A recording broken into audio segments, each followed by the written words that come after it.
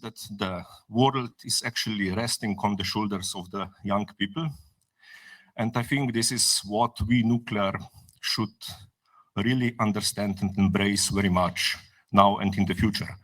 So the best way to our future would then be to enable the young generation, and we may help them finding and developing their talents. Now, the nuclear power and non-power technologies are complex, high technologies, and they operate in increasingly complex markets and regulatory environments. So sustainable and safe operation in these complex conditions require personnel with outstanding knowledge, skills, and motivation. The new nuclear talents must be prepared also to work in multidisciplinary, multicultural, and highly competitive environments in the future. However, it's necessary more collaboration with industry and stakeholders to increase dual education, academy, industry, research centers, and even more determination to launch real projects in the construction of new installations. Competence increases when we have real activities, not only with papers. So it is necessary, at least in Europe, that the European Commission consider nuclear energy in the group of green energies in taxonomy. Otherwise, to catch new talents will be quite difficult. Knowledge management is one of our concerns, and it is our responsibility to work together to maintain the knowledge, competence, and skills, and doing all necessary efforts to translate the policymakers and society the credibility in this energy to solve the climate change.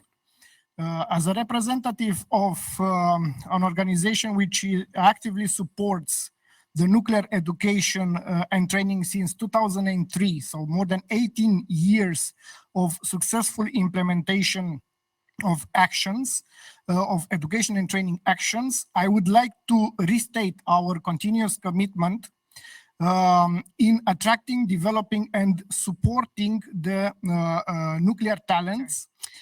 So we all know that for the coming decades, various uses of nuclear sciences and technologies will require highly educated people with very specific knowledge, skills, and competences. And the profile of the upcoming generations of nuclear experts will also be changing and have to adapt also to the digital transformations that will accompany these new technologies. I see that also on the side of the European Commission, we want to really help and support the sector to attract the talents and to bring the necessary workforce there also for the future. Next year will be the European Year of Youth. This was announced by Mrs. Ursula von der Leyen in her State of the Union speech. And I also think this is a great opportunity to see how we can attract younger people also to the nuclear sector. The Commission has been calling on young people to share their experience and interests and ideas on what the European Year of Youth next year should look like. And I'm sure that young nuclear talents will also provide fresh insights to the sector. Young talents are crucial for Europe to maintain also the world leadership in nuclear safety, waste management, and a high level of protection from radiation. I'm convinced that by working together and by finding common answers to these questions, we can show that the nuclear sector is at the forefront of modern technology. We are here because of that. We are here to support and encourage a new generation of experts and leaders to bring nuclear energy back to the center stage.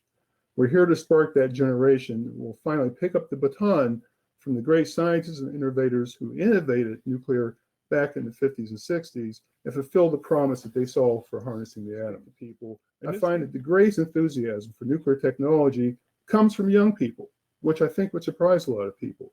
And they aren't enthusiastic because of job opportunities or just the coolness of the technology. They want to save the world. They want to cure cancer. They want to go to Mars. And I think that vision, which has been absent for too many years in the nuclear sector, is what we need today. The theme of this year's conference is changing skills for a changing world.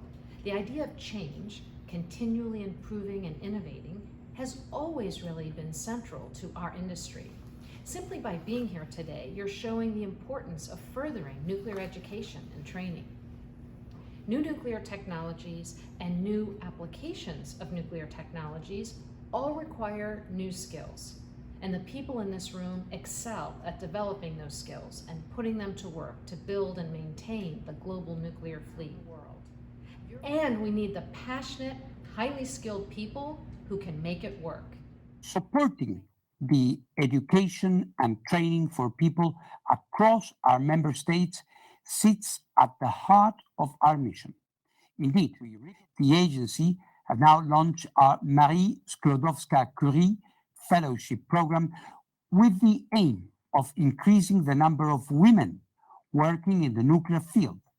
Our inaugural class of fellows was drawn from over 90 countries with highly capable, intelligent, and driven women interested in making a career and making a difference in the nuclear sector.